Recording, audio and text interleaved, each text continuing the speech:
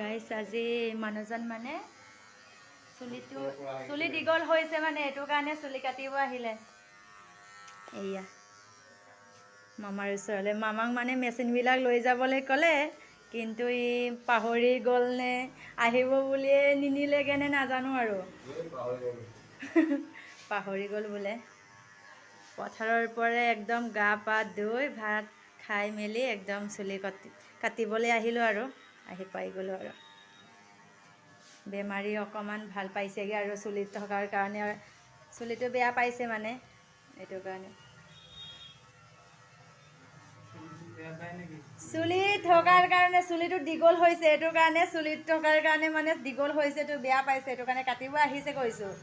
এইটোকো বুজি পোৱা নাই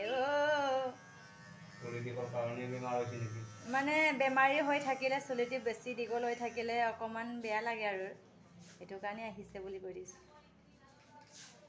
পূৰা একদম ডিজাইনত মামাই চুলি কাটে। কোনে কোনে মানে ষ্টাইলত চুলি কাটিব মন যায় আহিব দেই গাইছ।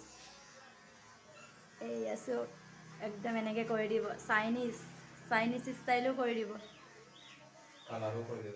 কালাৰো কৰি দিব নিজেও কৰিছে চব কৰি দিব চব। পইচাৰে কথা আৰু পইচা আনিব লাগে আৰু ডিজাইন কৰিব দিব লাগে আৰু কালাৰ লগাই দিব যি টি মানে এয়া শাৰী থৈ দিছে ইয়াত পূজা কৰে আৰু এই আছোঁ মামাই এই সৰু সুৰাকৈ মানে শিকোৱা নাই আৰু একদম চেন্নাইত শিকি আহিছে ন চেন্নাইত গোৱা শিকি আহিছে একদম। তাৰপিছত আমাৰ ৰঙাগড়া ঘাটত এয়া দোকান এখন খুলি ধুনীয়াকৈ কাটে আৰু মানুহ নধৰে আজি কমেই হৈছে।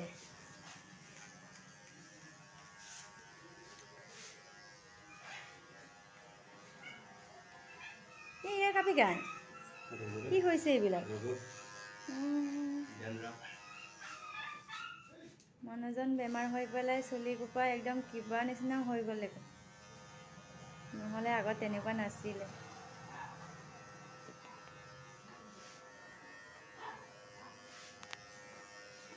বেমাৰ ভাল হৈ চুলি কাটিব আহিছে বুলি অকণমান দেখুৱাই দিলোঁ আপোনালোকক। বাই বাই গাইছ, কমেণ্ট কৰিব দেই। বেমাৰ ভাল হৈছেগৈ বাৰু বাচি মেলি পূৰা বইল খাইছে আৰু ভেদাইলতা আৰু দালি আগত মানে মাছ মাংসৰে খোৱা মানুহ এতিয়া আৰু বইলে খাব পাৰিছে আৰু দালি আৰু ভেদাইলতা, তাৰপিছত গাজৰ বিট ডালিম এইবিলাক আৰু টেবলেট খাই আছে। এইটো কাৰণে ধুনীয়াকৈ বাচি কুচি খাব লাগিব আৰু